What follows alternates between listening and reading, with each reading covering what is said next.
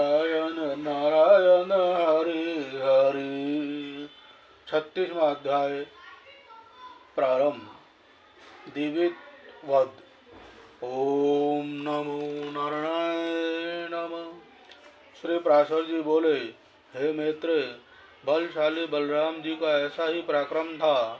तब उन्होंने जो और एक कर्म किया था वह भी सुनो। देवव्रत नामक एक महावीरशाली वानर से देव विरोधी दैत्यराज नरकासुर का मित्र था।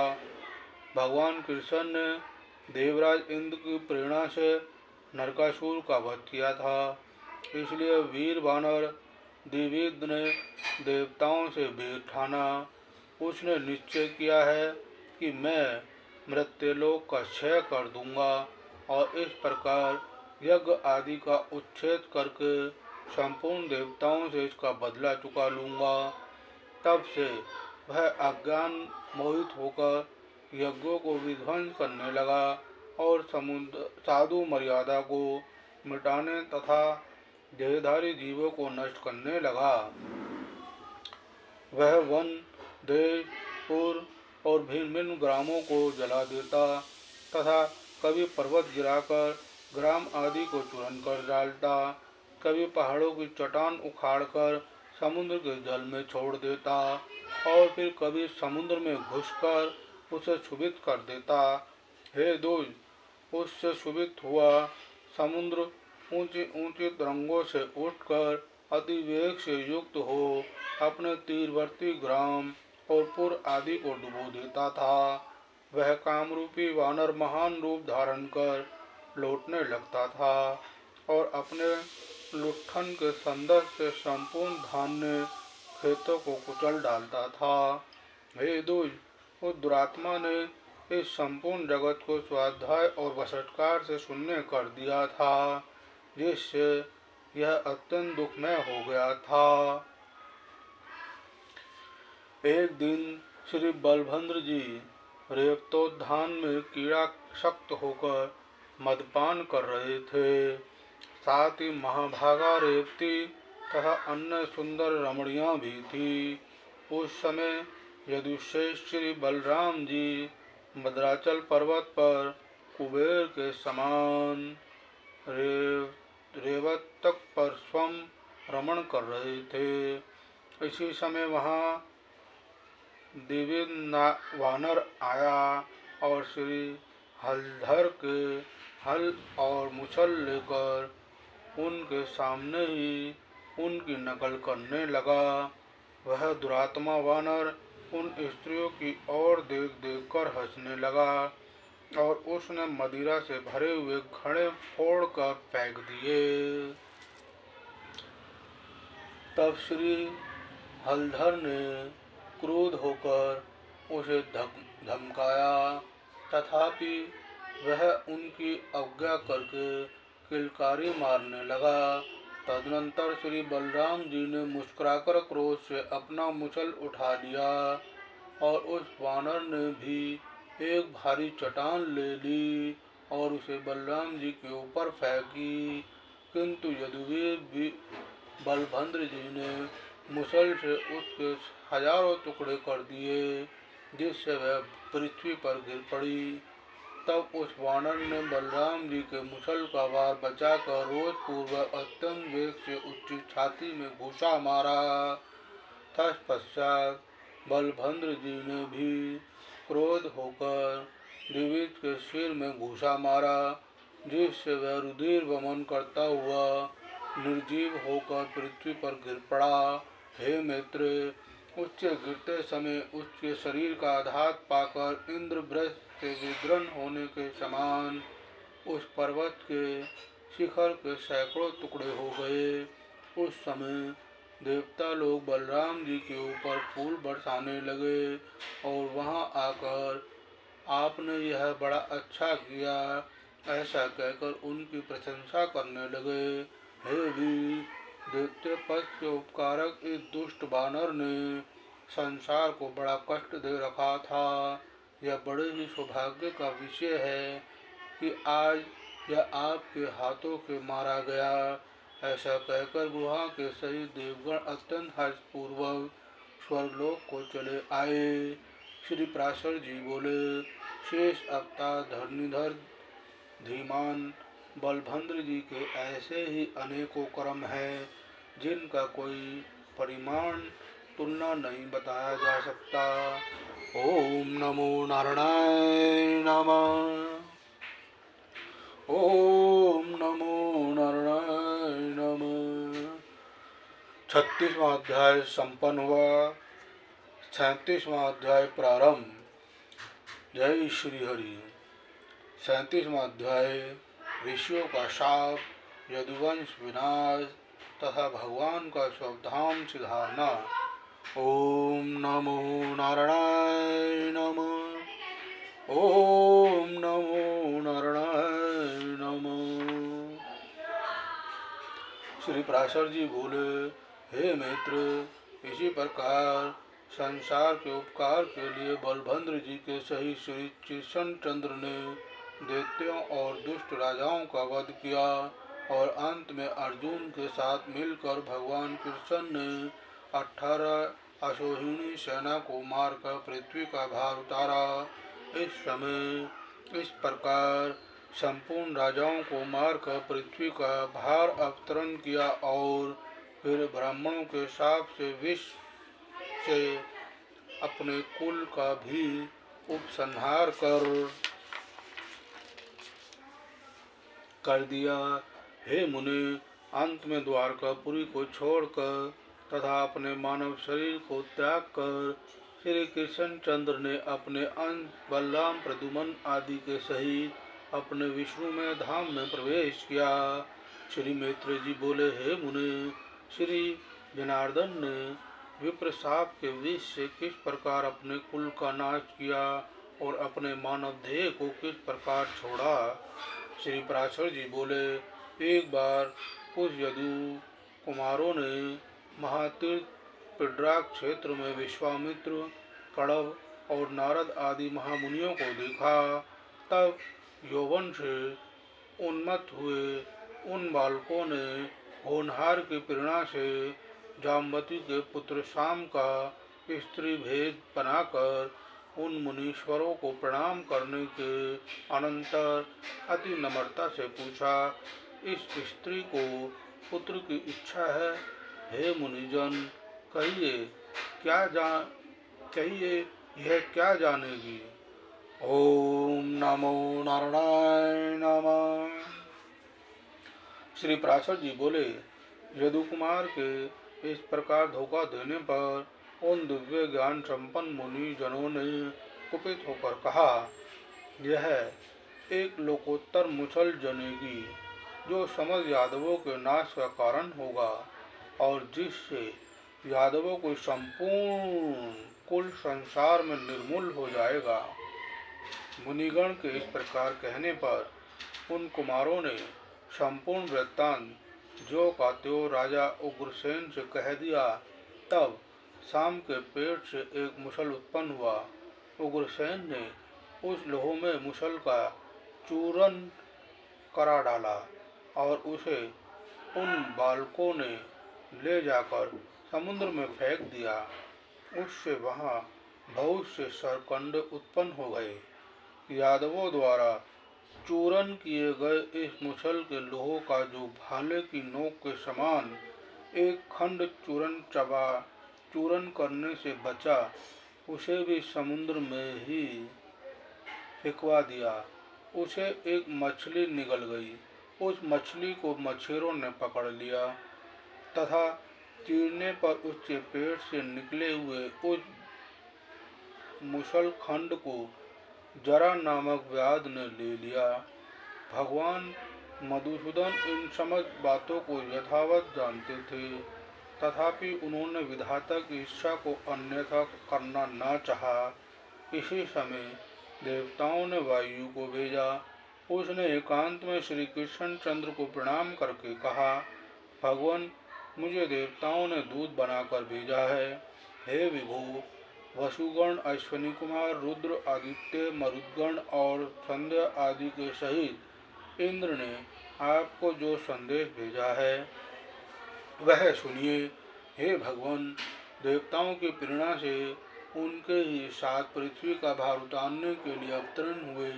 आपको 100 वर्ष से अधिक बीत चुके हैं। अब आप दुराचारी दैत्यों को मार चुके और पृथ्वी का भार भी उतार चुके। अतः हमारी प्रार्थना है कि अब देवगण सर्वथा स्वर्ग में ही आपसे सनात हो, अर्थात आप स्वर्ग पधार कर देवताओं को सनात करें। हे जगन्नाथ, आपको भूमंडल में पधारे हुए 100 वर्ष से अधिक हो गए। अब यदि आपको पसंद आवे तो स्वर्गलोक पधारिए। हे देवगण का यह भी कथन है कि यदि आपको यहीं रहना अच्छा लगे तो रहे। सेवकों का तो यही धर्म है कि स्वामी को यथा समय कर्तव्य का निवेदन कर दे। श्री भगवान बोले, हे दूत, तुम जो कुछ कहते हो वह मैं सब जानता हूँ, इसलिए अब मैंने यादवों के नाश का आरंभ कर दिया है। इन यादवों का संहार हुए बिना अभी तक पृथ्वी का भार हल्का नहीं हुआ है। अतः अब 7 रात्रि के भीतर इनका संहार करके पृथ्वी का भार उतार कर मैं शीघ्र ही तुम जैसा कहते हो वही करूँगा। जिस प्रकार यह द्वारका की भूमि मैंने समुद्र से मांगी थी, उसे उसी प्रकार उसे लौटाकर तथा यादवों का उपसंहार कर मैं स्वर्गलोक में आऊँगा। तब देवराज इंद्र और देवताओं को यह समझना चाहिए कि संकन के सहित मैं मनुष्य शरीर को छोड़कर स्वर्ग पहुँच ही चुका हूँ। पृथ्वी के सारभूत जो जरासंध आदि अन्य राजागण मारे गए हैं, ये युधकुमार भी उनसे कम नहीं है। अतः तुम देवताओं से जाकर कहो, मैं पृथ्वी के इस महाभार को उतार कर ही देवलोक का पालन करने के लिए स्वर्ग में आऊँगा। श्री पराशर जी बोले, हे मैत्रेय, भगवान वासुदेव इस प्रकार कहने पर देवदूत वायु उन्हें प्रणाम करके अपने दिव्य गति से देवराज के पास चले आए। भगवान ने देखा कि द्वारकापुरी में रात दिन नाच के सूचक दिव्य भौम और अंतरिक्ष संबंधी महान उत्पात हो रहे हैं। उन उत्पातों को देखकर भगवान ने यादवों से कहा, देखो यह कैसे घोर उपद्रव हो रहे हैं। चलो शीघ्र ही इनकी शांति के लिए प्रभात क्षेत्र को चलें। श्री पराशर जी बोले, कृष्ण चंद्र के ऐसा कहने पर महाभागवत यादव शेष उद्धव ने श्री हरि को प्रणाम करके कहा, भगवान, मुझे ऐसा प्रतीत होता है कि अब आप इस कुल का नाश करेंगे, क्योंकि हे अच्युत, इस समय सब लोग इसके नाश के सूचक कारण दिखाई दे रहे हैं। अतः मुझे आज्ञा दीजिए कि मैं क्या करूं। श्री भगवान बोले, हे उद्धव, अब तुम मेरी कृपा से प्राप्त हुई दिव्य गति से नर नारायण के निवास स्थान गंधमादन पर्वत पर जो पवित्र बद्री का आश्रम क्षेत्र है वहां जाओ। पृथ्वी तल पर वही सबसे पावन स्थान है। वहां पर मुझ में चित्त लगाकर तुम मेरी कृपा से सिद्धि प्राप्त करोगे। अब मैं भी इस कुल का संहार करके स्वर्गलोक को चला जाऊंगा। मेरे छोड़ देने पर संपूर्ण द्वारका को समुद्र जल में डुबो देगा। मुझसे भय मानने के कारण केवल मेरे भवन को छोड़ देगा। अपने इस भवन में मैं भक्तों की हित कामना से सर्वदा निवास करता हूँ।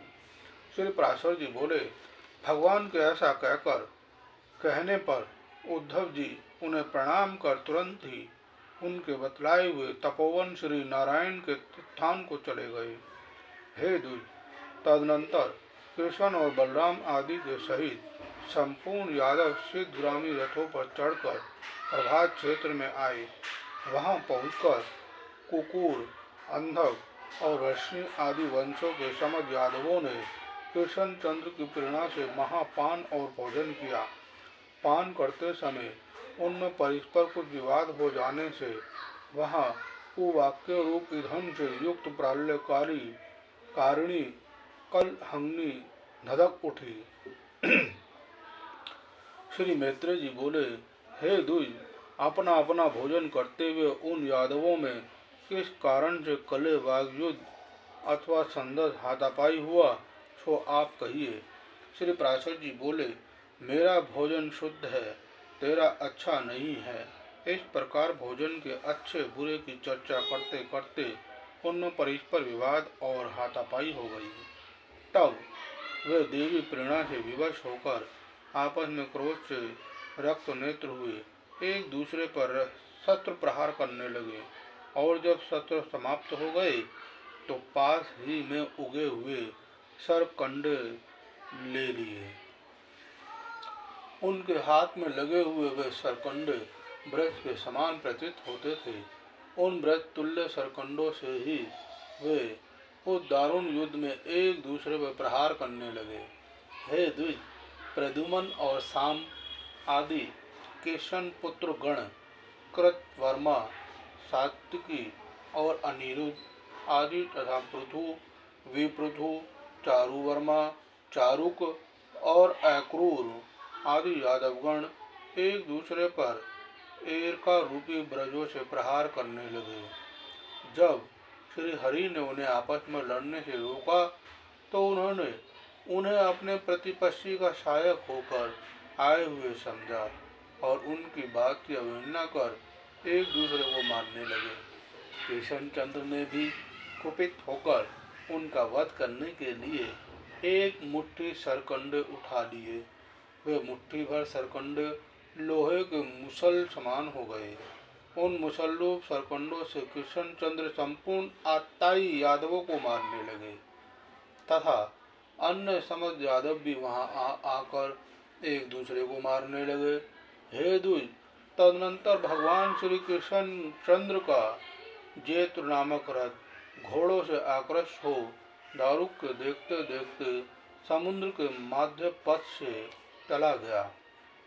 इसके पश्चात भगवान के शंख, चक्र, गदा, सारधनुष, तरकश और खड़ंग आदि आयुध श्री हरि की प्रदक्षिणा कर सूर्य मार्ग से चले गए।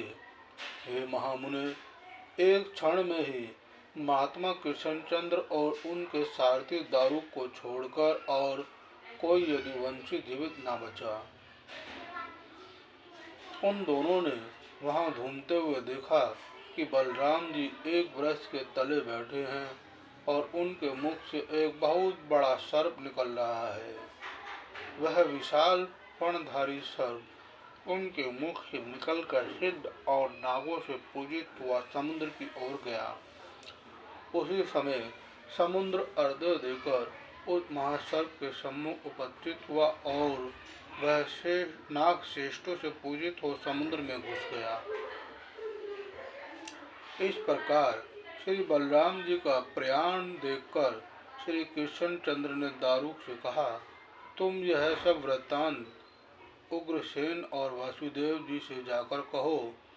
बलभद्र जी का निर्याण, यादवों का शेष और मैं भी योगित होकर शरीर छोड़ूंगा। यह सब समाचार उन्हें जाकर सुनाओ।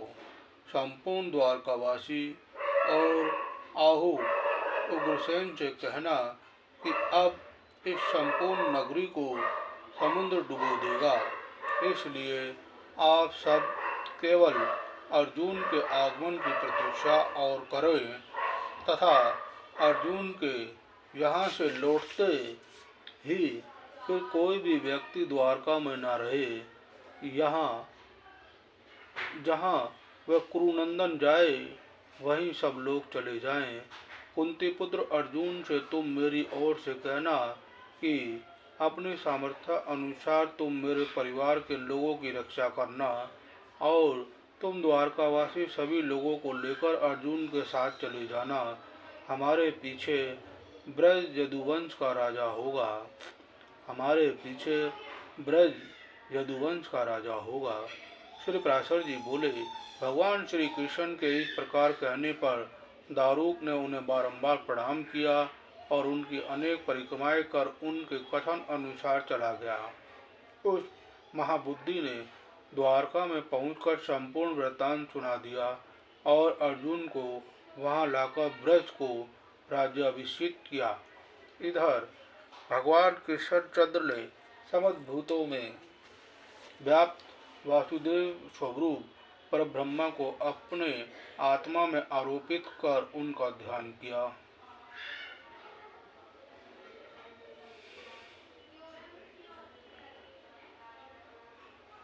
हे महाभाग, हे पुरुषोत्तम, लीला से ही अपने चित्त को निष्प्रपंच परमात्मा में लीन तुरीय पद में स्थित हुए। हे मुनिश्रेष्ठ, दुर्वासा जी ने श्री कृष्ण के लिए जैसा कहा था उस दिव्य वाक्य का मान रखने के लिए वह अपनी जानुओं पर चरण रखकर योग युक्त होकर बैठे। इसी प्रकार जिसने मूसल के बचे हुए तोमर बाण में लगे हुए लोह के टुकड़े के आकार वाले लोहखंड को अपने बाण की नोक पर लगा लिया था, वह जरा नामक व्याध वहाँ आया। हे दुर्योत्तम, उस चरण को मृगाकार देख उस व्याध ने उसे दूर ही से खड़े खड़े उसी तोमर से बींच डाला, किंतु वहां पहुंचने पर उसने एक चतुर्भुजधारी मनुष्य देखा। यह देखते ही वह चरणों में गिरकर बारंबार उनसे कहने लगा, प्रसन्न होइए, प्रसन्न होइए, मैंने बिना जाने ही मृग की आकांक्षा से यह अपराध किया है, कृपा क्षमा कीजिए, क्षमा कीजिए। मैं अपने पाप से धुंध हो रहा हूँ, आप मेरी रक्षा कीजिए। श्री पराशर जी बोले, तब भगवान ने उससे कहा, लुम्धक, तू तनिक भी न डर, मेरी कृपा से तू अभी देवताओं के स्थान स्वर्गलोक को चला जा। इन भगवत वाक्यों के समाप्त होते ही वहाँ एक विमान आया। उस पर चढ़कर वह व्याध भगवान की कृपा से उसी समय स्वर्ग को चला गया। उसके चले जाने पर भगवान कृष्णचंद्र ने अपने आत्मा को अव्यय, अचिंत्य, वासुदेव स्वरूप, अमल, अजन्मा, अमर, अप्रमेय, अखिल आत्मा और ब्रह्म स्वरूप विष्णु भगवान में लीन कर त्रिगुण आत्मक गति को पार करके इस शरीर मानुष शरीर को छोड़ दिया। जय श्री हरि, जय जय श्री राधे, जय जय श्री राधे। श्रीमन नारायण नारायण हरि हरि। तो भक्तों, 37वां अध्याय संपन्न हुआ। अब श्री हरि की कृपा से 38वां अध्याय प्रारंभ। ओम नमो नारायणाय नमः। 38वां अध्याय यादवों का अत्यंत संस्कार परीक्षित का राज्य अभिषेक तथा पांडवों का स्वर्ग आरोहण। पराशर जी बोले, अर्जुन ने राम और कृष्ण तथा अन्य अन्य मुख्य यादवों के मृत देहों को खोज कराकर क्रमश उन सब के औधवदेही संस्कार किए। भगवान श्री कृष्ण जो रुक्मणी आदि 8 पटरानी बतलाई गई हैं, उन सब ने उनके शरीर का आलिंगन कर अग्नि में प्रवेश किया। सती रेवती जी भी बलराम जी के देह का आलिंगन कर उनके अंग संग के एहलास से शीतल प्रतीत होती हुई प्रज्वलित अग्नि में प्रवेश कर गई। इस संपूर्ण अनिष्ट का समाचार सुनते ही उग्रसेन, वसुदेव, देवकी और रोहिणी ने भी अग्नि में प्रवेश किया। तदनंतर अर्जुन उन सबका विधि पूर्वक प्रेतक्रम कर ब्रज तथा अन्य अन्य कुटुंबियों को साथ लेकर द्वारका से बाहर आए।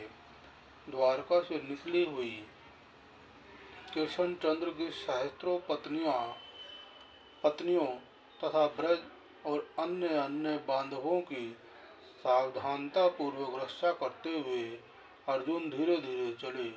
हे मित्र, कृष्णचंद्र के मृत्युलोक का त्याग करते ही सुधर्मा सभा और परिजात वृष भी स्वर्गलोक को चले गए।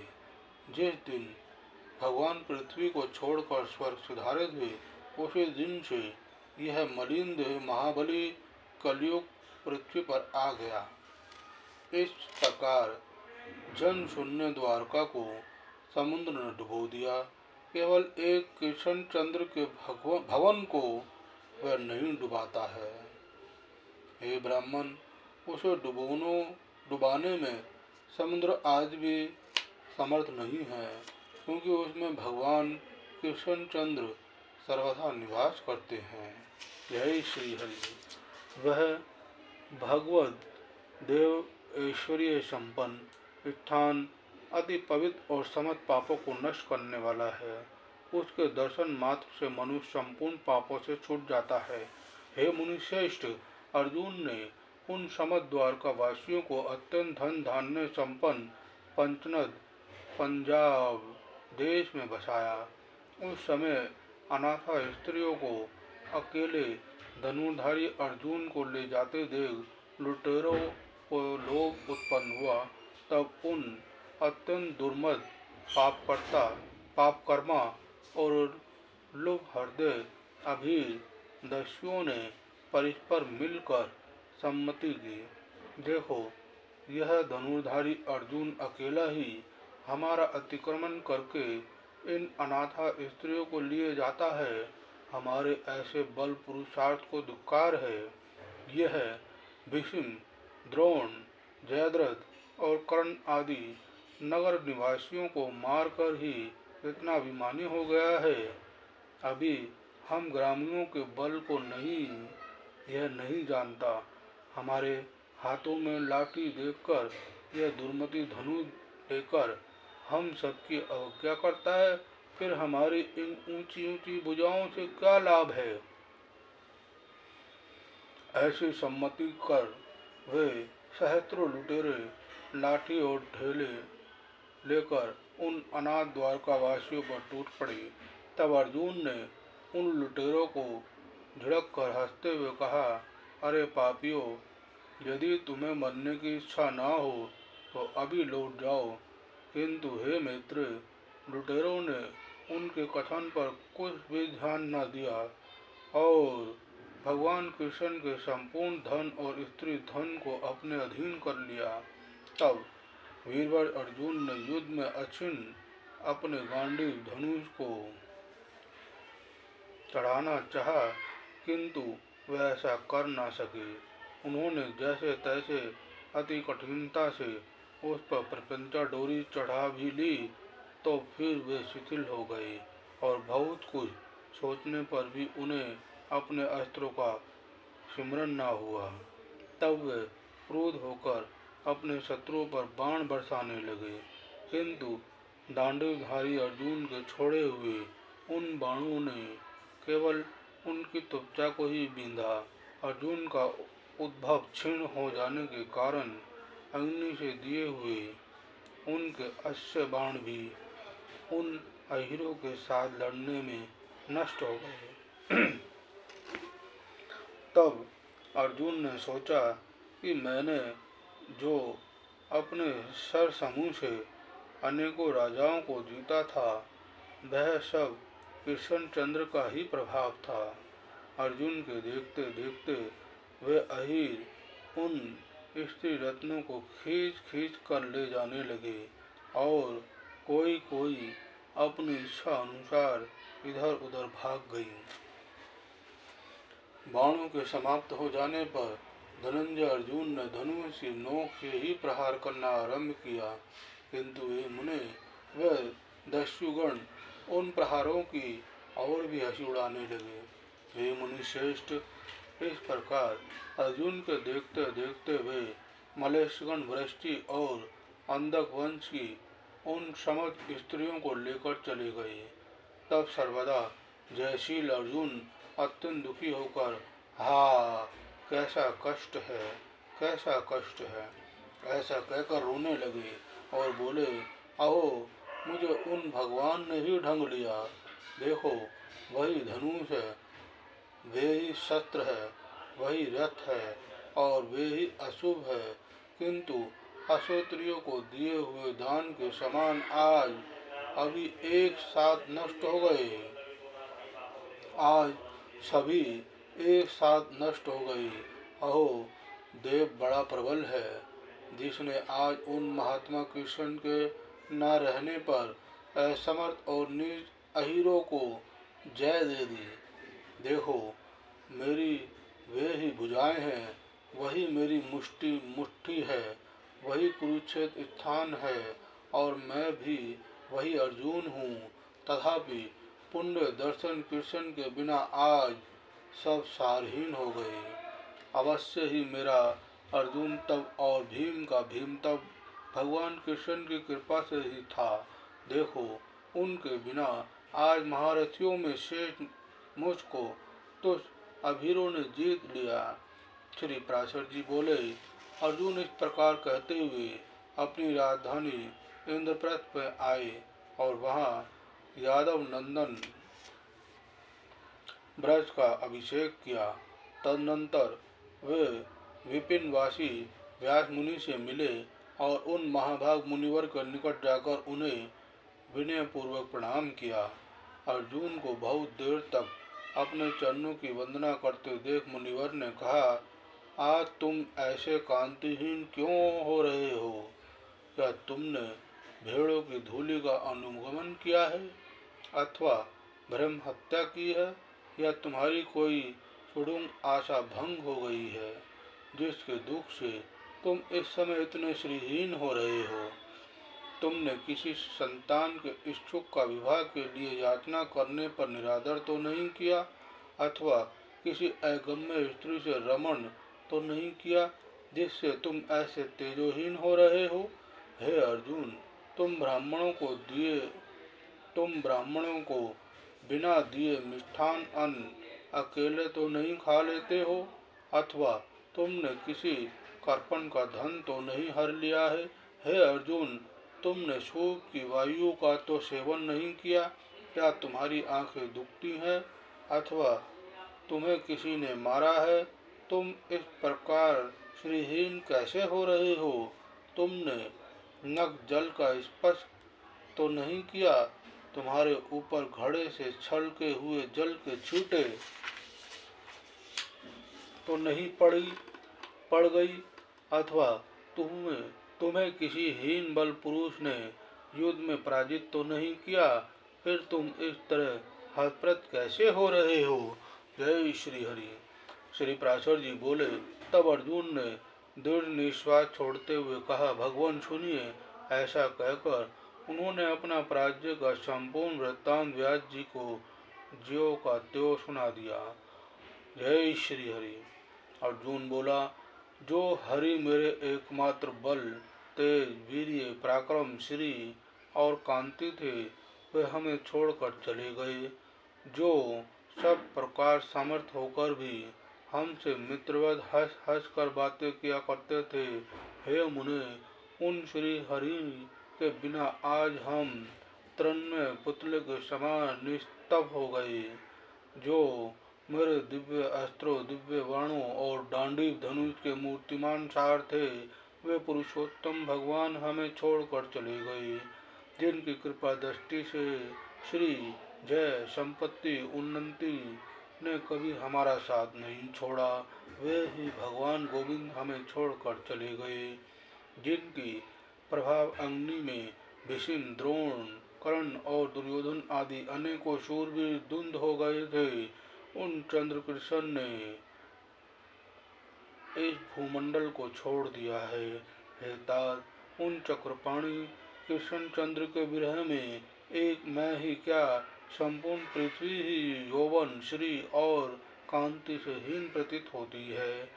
जिनके प्रभाव से अग्निरूप मुझ में भीष्म आदि महारथी गण पतंगवत भस्म हो गए थे, आज उन्हीं कृष्ण के बिना मुझे गोपों ने हरा दिया, जिनके प्रभाव से यह गांडीव धनुष तीनों लोकों में विख्यात हुआ था। उन्हीं के बिना आज यह अहीरों की लाठियों से तिरस्कृत हो गया। हे महामुने, भगवान की जो सहस्त्रों स्त्रियां मेरी देखरेख में आ रही थी, उन्हें मेरे सब प्रकार यत्न करते रहने पर भी दस्युगण अपनी लाठियों के बल से ले गए। हे कृष्ण द्वैपायन, लाठियां ही उनके हथियार है।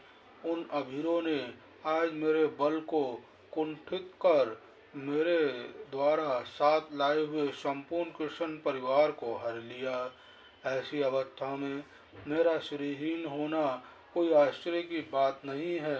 हे पितामह, आश्चर्य तो यह है कि नीच पुरुषों द्वारा अपमान पक में सनकर भी मैं निर्लज अभी जीवित ही हूँ। व्यास जी बोले, हे पार्थ, तुम्हारी लज्जा व्यर्थ है, तुम्हें शोक करना उचित नहीं है। तुम संपूर्ण भूतों में काल की ऐसी ही गति जानो। हे पांडव, प्राणियों की उन्नति और अवंतिका का कारण काल ही है। अतः हे अर्जुन, इन जय पराजय को काल के अधीन समझकर तुम स्थिरता धारण करो। नदियां, समुद्र, गिरिगण, संपूर्ण पृथ्वी, देव, मनुष्य, पशु, वृक्ष और सरीसृप आदि संपूर्ण पदार्थ काल के ही रचे हुए हैं और फिर काल ही से ये क्षीण हो जाते हैं। अतः इस सारे प्रपंच को कालात्मक जानकर शांत हो। हे धनंजय, तुमने कृष्ण चंद्र का जैसा मातम्य बतलाया वह सब सत्य ही है, क्योंकि कमलनयन भगवान कृष्ण साक्षात काल स्वरूप ही हैं। उन्होंने पृथ्वी का भार उतारने के लिए ही मृत्यु लोक में अवतार लिया था। एक समय पूर्व काल में पृथ्वी भार आक्रांत होकर देवताओं की सभा में गई थी। काल स्वरूप श्री जनार्दन जी ने उसी के लिए अवतार लिया था। अब संपूर्ण दुष्ट राजा मारे जा चुके, अतः वह कार्य संपन्न हो गया। हे पार्थ, वृष्णि और अंधक आदि संपूर्ण यदुकुल का भी उपसंहार हो गया। इसलिए उन प्रभु के लिए अब पृथ्वी तल पर और कुछ भी कर्तव्य नहीं रहा। अतः अपना कार्य समाप्त हो चुकने पर भगवान स्वेच्छानुसार चले गए। यह देव प्रभु स्वर्ग के आरंभ में सृष्टि रचना करते हैं, स्थिति के समय पालन करते और अंत में ये ही उसका नाश करने में समर्थ हैं। जैसे इस समय वह राक्षस आदि का संहार करके चले गए हैं।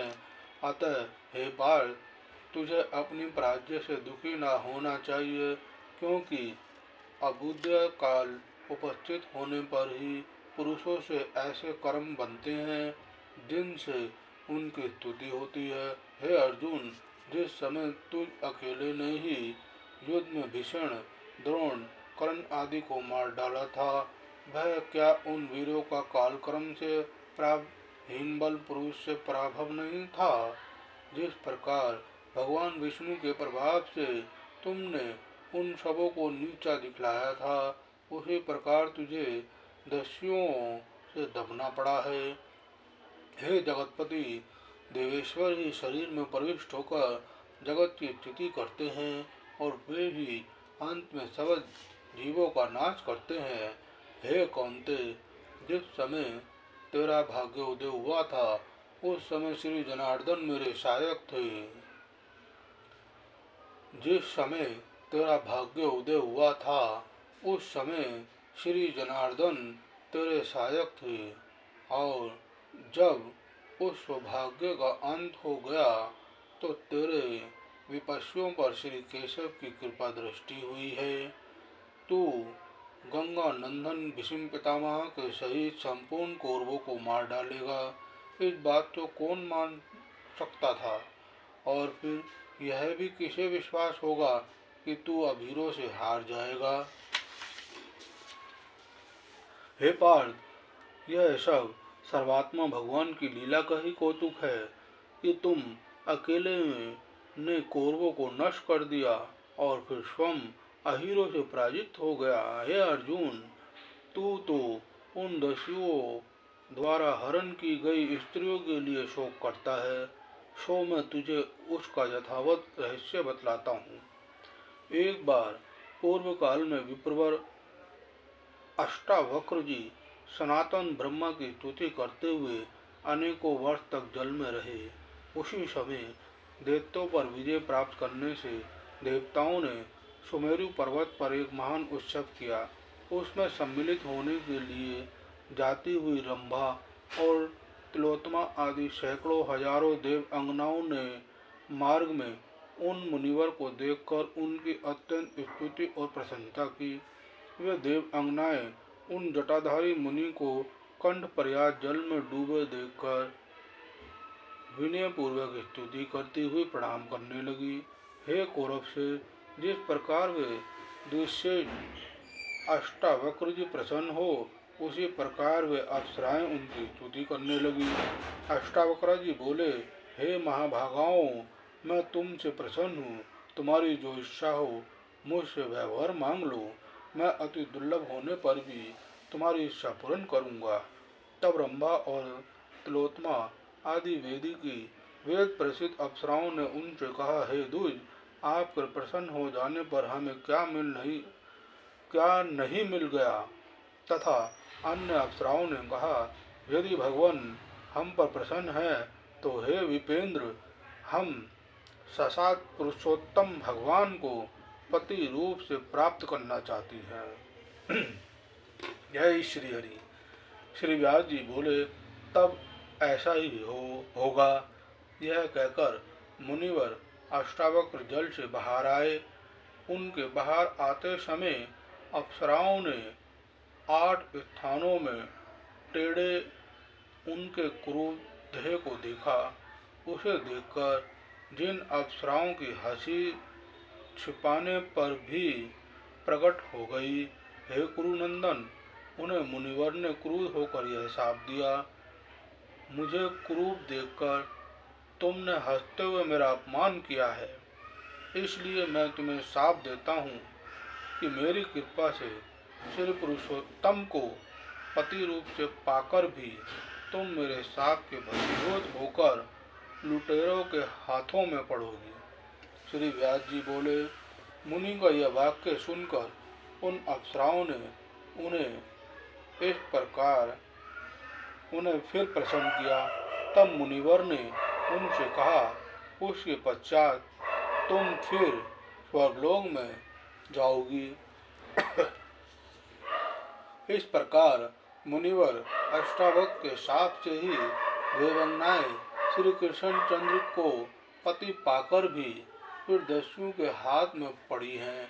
हे पांडव, तुझे इस विषय में तनिक भी शोक ना करना चाहिए, क्योंकि उन अखिलेश्वर ने ही संपूर्ण यदुकुल का उपसंहार किया है तथा तुम लोगों का अंत भी अब निकट ही है। इसलिए उन सर्वेश्वर ने तुम्हारे बल, तेज, वीर्य और महात्म्य का संकोच कर दिया है। तो जो उत्पन्न हुआ है उसकी मृत्यु निश्चित है। उत्पन्न का पतन अवश्य भावी है। संयोग का अंत वियोग ही है। संशय एकत्रित करने के अनंतर क्षय वह होना सर्वथा निश्चित ही है। ऐसा जानकर जो बुद्धिमान पुरुष लाभ या हानि में हर्ष अथवा शोक नहीं करते, उनकी चेष्टा का अवलंबन कर अन्य मनुष्य भी अपना वैसा आचरण बनाते हैं। इसलिए हे नरसेठ, तुम ऐसा जानकर अपने भाइयों सहित संपूर्ण राज्य को छोड़कर तपस्या के लिए वन को जाओ। अब तुम जाओ और धर्मराज युधिष्ठिर से मेरी ये सारी बातें कहो। जिस तरह परसों भाइयों सहित वन को चले जा सको वैसा यत्न करो। मुनिवर व्यास जी के ऐसा कहने पर अर्जुन ने इंद्रप्रस्थ में आकर प्रथापुत्र युधिष्ठिर और भीमसेन तथा यमजो, नकुल और सहदेव से उन्होंने जो कुछ जैसा जैसा देखा और सुना था सब ज्यो का त्यों सुना दिया। उन सब पांडु पुत्रों ने अर्जुन के मुख से व्यास जी का संदेश सुनकर राजपथ पर परीक्षित को अभिषिक्त किया और स्वयं वन को चले गए। हे मैत्रेय, भगवान वासुदेव ने यदुवंश में जन्म लेकर जो जो लीलाएं की थी वह सब मैंने विस्तार पूर्वक तुम्हें सुना दी। जो पुरुष भगवान कृष्ण के इस चरित्र को सर्वदा सुनता है वह संपूर्ण पापों से मुक्त होकर अंत में विष्णु लोक को जाता है। ओम नमो नारायणाय नमः। ओम नमो नारायणाय नमः। तो भक्तों, यह अध्याय संपन्न हुआ। श्रीमन नारायण नारायण हरि हरि, श्रीमन नारायण नारायण हरि हरि।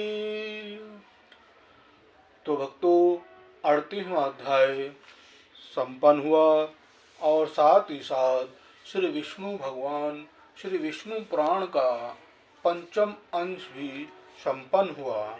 अगले वीडियो में हम आपको श्री विष्णु पुराण का छठा अंश पहला अध्याय सुनाने जा रहे हैं। जय श्री हरि, जय जय श्री राधे।